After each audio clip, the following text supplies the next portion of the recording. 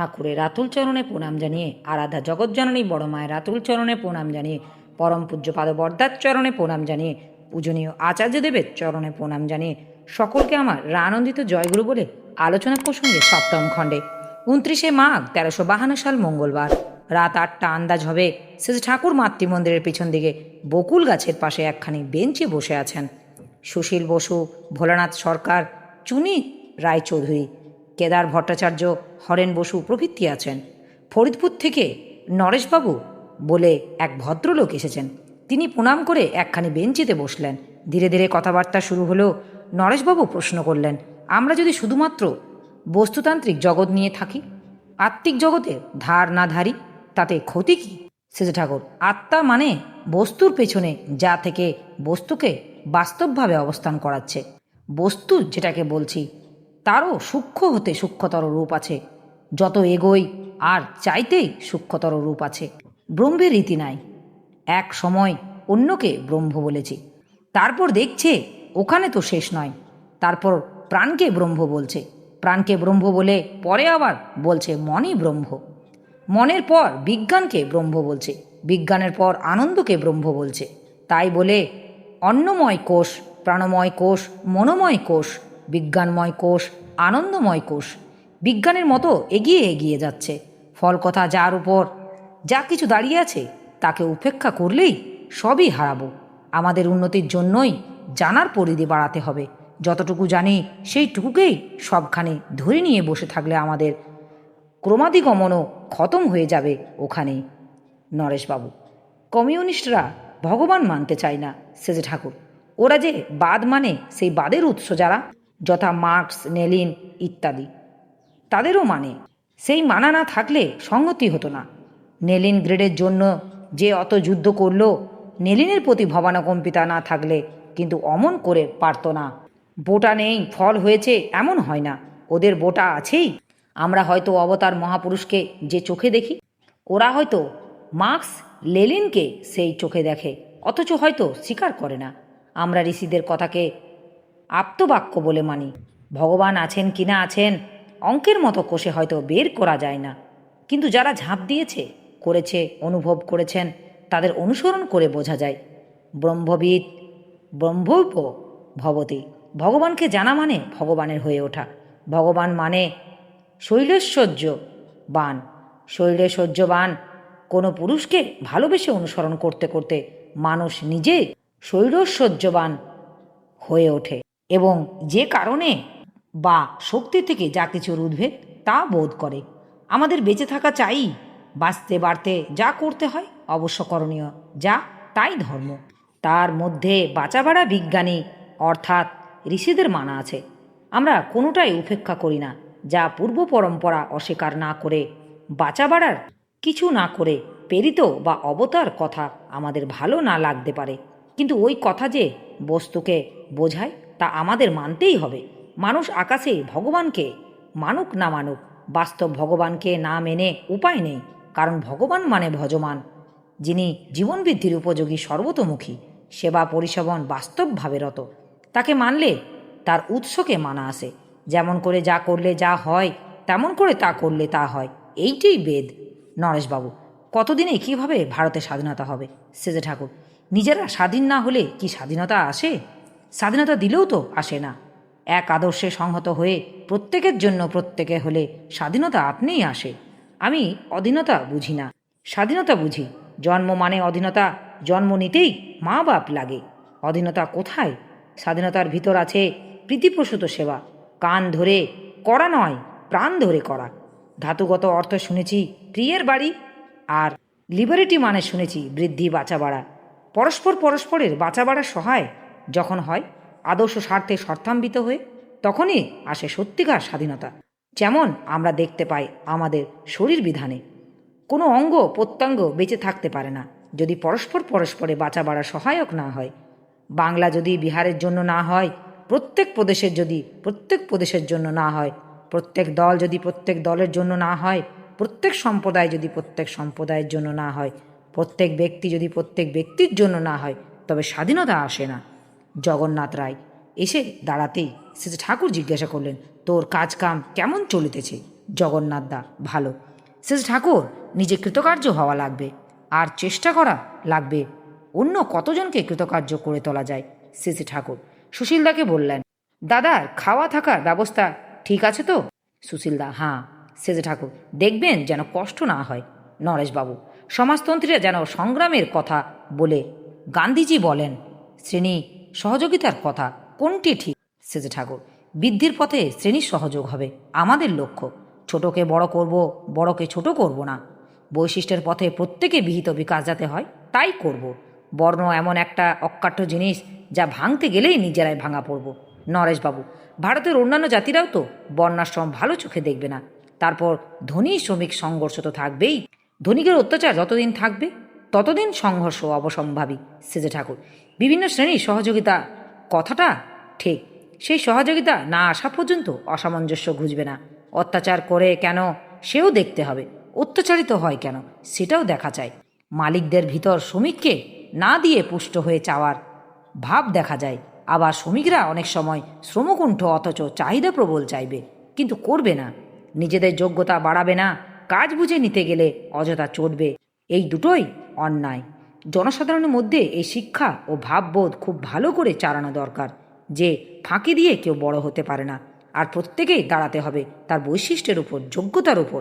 Megasthenes ইত্যাদি বিবরণে আমাদের আগের কালের কত সুন্দর বিবরণ পাওয়া যায়। ভারত সব দিক দিয়ে সামঞ্জস্য একদিন করেছিল বর্ণাশ্রমের ভিতর দিয়ে। বর্ণাশ্রম হলো প্রাকৃতিক বিধান, এর ব্যতিক্রম যেখানে যতখানি, অসামঞ্জস্য সেখানে ততখানি। বর্ণাশ্রমের মূলে আছে ব্রাহ্মণ অর্থাৎ ব্রহ্মজ্ঞ পুরুষ, এবং তার সঙ্গে প্রতিটি মানুষের যোগ। এই যোগ যদি না থাকে তাহলে কিন্তু মানুষ প্রবৃত্তি পরায়ণতার দিকে ঝুঁকে পড়ে। নরেশবাবু, এরপর দেশে কাউকে রাজা বলে স্বীকার করা হবে না। সেজে ঠাকুর, রাজা রাখলাম না, কিন্তু কাউকে রাজা করাই লাগবে, প্রেসিডেন্স বা তৎজাতীয় কিছু। নরেশবাবু, অনেকের মত এই যে সর্বহারাদের হাতে ক্ষমতা দেওয়াই সমীচীন। শ্রী ঠাকুর, রিক্তদের হাতে ক্ষমতা গেলেও দক্ষদের হাতে চলে যাবে, শোষক নয়। এমনতর দক্ষ চাই। রিক্ত যারা, তারা চরিত্রের রিক্ত।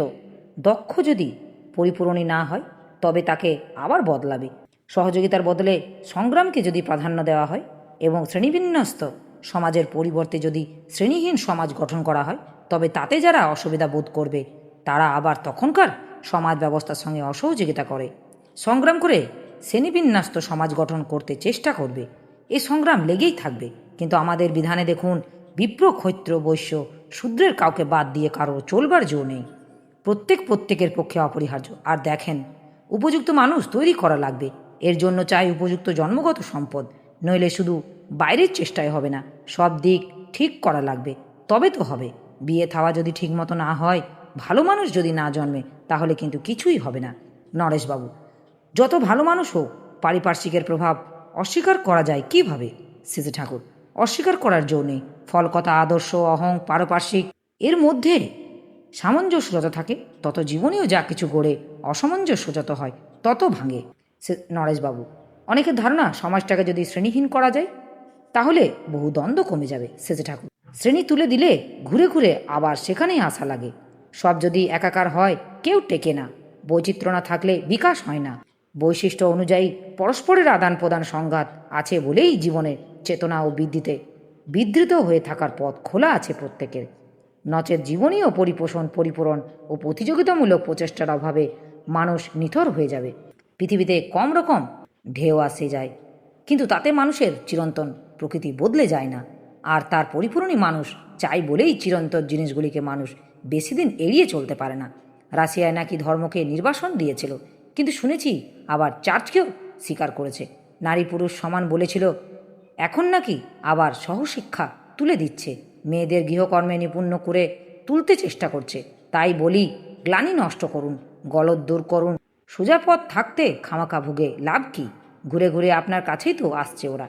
সম্মুখ এক সময় হীনত্ববোধের দরুন মানুষকে স্ব বৈশিষ্ট্য অনুযায়ী কর্ম থেকে বিচ্যুত করে সমাজের একটা একাকার আনার চেষ্টা করেছিল। এর থেকে সমাজ দেখা দিল ভাঙন ও বিশৃঙ্খলা, দুর্ভিক্ষ, মহামারী, শিশুমৃত্যু ইত্যাদি দেখা দিতে লাগলো। তাই অগত্যা তা বন্ধ করা লাগলো।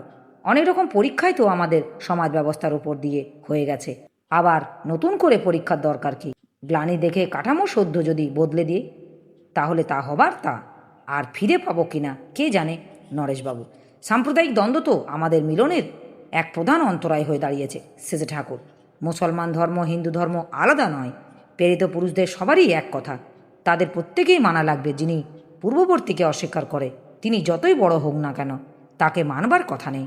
গলদ যেগুলি ঢুকেছে সেগুলি ঠিক করে নিলে সব টানটান হয়ে যায়। খুব যাজন চাই। বহু ভুল ধারণা ঢুকে গেছে, সেগুলি সংশোধন করে নিতে হবে। তথাকথিত চুক্তিতে কাজ হবে না। কারো অন্যায় অবদারকে স্বীকার করে নেওয়া মানে সকলের ক্ষতি করা। আমাকে বাদ দিয়ে আপনি নন, আপনাকে বাদ দিয়ে আমি নই। সকলের জীবনে যেখানে এক সূত্রে গঠিত, বাসও সেখানে আমাদের এক মাটিতে। সেখানে সমনির্বাচিত কেন্দ্র হওয়াই তো ভালো। সাম্প্রদায়িক বাটোয়ারা ভাগ সৃষ্টির অগ্রদূত হয়ে দাঁড়িয়েছে। আর গোজামিল দিয়ে মিল করতে যে আমরাই এগুলি আমদানি করছি। একটি দাদা এসে এসেছে ঠাকুরকে প্রণাম করে পাশে দাঁড়িয়েছিলেন। তার কিছু ব্যক্তিগত কথা ছিল। আলাপ আলোচনা দীর্ঘ সময় ধরে চলবে বুঝে তিনি কিছু না বলে চলে যাচ্ছিলেন। প্রয়োজনে তার কথা বলার সুযোগ না পেয়ে মনটা একটু বিষণ্ণ। সেজে ঠাকুর তাই লক্ষ্য করে সস্নেহে বললেন, ফাঁক মতো আবার আসিস। চকিতে দাদাটি মুখের হাসি দেখা ফুটে উঠল। নরেশবাবু পুরো প্রসঙ্গে বললেন, বিদেশি শাসনের আমরা অনেকটা বিমূঢ় হয়ে পড়েছি। সেজে ঠাকুর, হাঁ, কৃষ্টিগত বিজয়ে সবচাইতে বড় বিজয়। নিজেদের কৃষ্টিতে যতদিন পর্যন্ত আমরা সুপ্রতিষ্ঠিত হতে না পারছি তত সময় পর্যন্ত আমরা প্রকৃত স্বাধীনতার স্বাদ পাব না। হরিপদদা তামাক সেজে দিলেন। সেজে ঠাকুর তামাক খেতে খেতে বলছেন, দেখেন, আজকাল জমিদারি তুলে দেওয়ার কথা শুনেছি, কিন্তু জমিদারি প্রথাকে ভালো করে সংগঠন করা ভালো। জমিদারকে ক্ষমতা দিয়ে সরকারি তত্ত্বাবধান রাখা ভালো, যাতে তারা প্রজাদের উন্নতির জন্য চেষ্টা করে, যথেচ্ছভাবে বিলাস ব্যসনে লিপ্ত না হয়। জমিদার সরকার ও প্রজামণ্ডলী প্রতিনিধি নিয়ে যদি জমিদারি পরিচালনী পরিষদ গঠিত হয় তবে অনেকখানি সামঞ্জস্য আছে। শাসনকার্য ভালো চলে, এক একটা এলাকা ঠিক হয়ে থাকে। জমিদারের সঙ্গে পুরুষানুক্রমিক যোগাযোগের ফলে প্রজাবৃন্দের মধ্যে সহজভাবে একটা সংহতি গজিয়ে ওঠে। আবার বিভিন্ন জমিদার যাতে পরস্পরের সহায়ক ও পরিপূরক হয় তার ব্যবস্থা করা লাগে। বার ভূঁইয়ারা প্রত্যেকের জন্য প্রত্যেকের নয়, এই গলদে কিছু করতে পারল না। যেমন আজ আমাদের অবস্থা, কিন্তু গভর্নমেন্ট ইচ্ছা করলেই জমিদারদের সংহত করতে পারে, সামঞ্জস্য করতে পারে। সবচাইতে বেশি হয় ইষ্টপ্রাণ, আচারবান, ঋত্বিক, আধুর্য ও যাজকের সহচর্য ও যাজন। নরেশবাবু, জমিদারদের অত্যাচার তো কম নয় সিসি ঠাকুর। মন্দ যেমন আছে তেমনি ভালোও ঢের আছে। গ্লানি যেখানে আছে তা দূর করা লাগবে। সমাজের শ্রেষ্ঠ যারা তোমরাও আছো, তারা যদি জনসাধারণের উন্নতির জন্য আগ্রহ সহকারে না খাটো তাহলে উপায় নেই। তোমরা থাকতে মানুষের তোমাদের সামনে অযথা অত্যাচারিত হবে কেন? অন্যায়কে প্রতিরোধ করা যে তোমাদেরই কাজ। স্ততদায়িত্বে যারা মানুষের ভালো করে, অন্যায় নিরোধ করে, সবারই মধ্যে ইষ্টকৃষ্টির প্রতিষ্ঠা করে, তারাই হলো বিধিনির্দিষ্ট লোক প্রতিভু। প্রচারে মানুষকে বিভ্রান্ত করে, কলে কৌশলে ভোট আদায় করে, নির্বাচিত হলেই তাকে লোক প্রতিভু বা লোক প্রতিনিধি কওয়াই যায় না। যাই হোক, আমার মনে হয় বংশানুক্রমিক জমিদারদের উচ্ছেদ করা ভালো নয়। তাদের কতগুলি সদ্গুণ থাকেই, সদ্গুণগুলি সদ্ব্যবহার যাতে করা যায় এবং অবগুণগুলি যাতে মাথাচাড়া দিতে না পারে তেমনতর ব্যবস্থা করা লাগে। হিটলার যেমন ইহুদিদের তাড়ালো, অনুলোম প্রতিলোম সব ও কিন্তু ভালো করলো না। অনুলোমদের সুযোগ নিল রাশিয়া, আমেরিকা, এবং তাতে তারা লাভবানই হলো। তাই ভালো সম্ভবতা যাদের আছে তাদের পোষণ না দিলে কিন্তু অপরাধী হব। দেশবন্ধু চিত্তরঞ্জন দাসের মাথায় ঢুকেছিল অনেকখানি। দাসদা থাকলে কাজ হতো। কেষ্ট ঠাকুরের জীবনটা যদি দেখেন তাহলে বুঝতে পারবেন রাজনীতি কাকে বলে। ধর্ম সংস্থাপনে তার মুখ্য উদ্দেশ্য। তিনি যা করে দিয়ে গেলেন তার বুদ্ধ পর্যন্ত আর কোনো গোলমাল হয়নি। ব্রাহ্মণ পণ্ডিত সবাই তাকে পুরুষোত্তম জ্ঞানে পুজো করতেন, কিন্তু তার এত বিয়ের মধ্যেও একটা বামুনের মেয়ে নেই। সমাজ সংস্কৃতির জন্য তিনি বর্ণাশ্রমের বিধান কাটায় কাটায় মেনে গেছেন। প্যারিদা বললেন, অনেক সময় ঠান্ডায় বসে কথাবার্তা হচ্ছে, এখন সামনের বারান্দায় যেয়ে বসা ভালো, তাতে সবার পক্ষে সুবিধা হবে। সিসি ঠাকুর হেসে বললেন, তাহলেই তাই চলো। নরেশবাবুর দিকে চেয়ে বললেন, আপনিও যাবেন তো? নরেশবাবু, আজ্ঞে হাঁ, এমন সুযোগ তো নিত্য জুটবে। সিসি ঠাকুর, সুযোগ আমারও। আমার হয়েছে নেশাখোরের মতো অবস্থা, আর একজন নেশাখোর পালি বলতে যায়। আমার এই আলোচনা প্রসঙ্গে কিছু ভুল ত্রুটি হয়ে থাকলে আপনারা আমায় ক্ষমা করবেন। উপস্থিত দাদা, ভাই, বোন, মায়েদের আমার আনন্দিত জয় গুরু।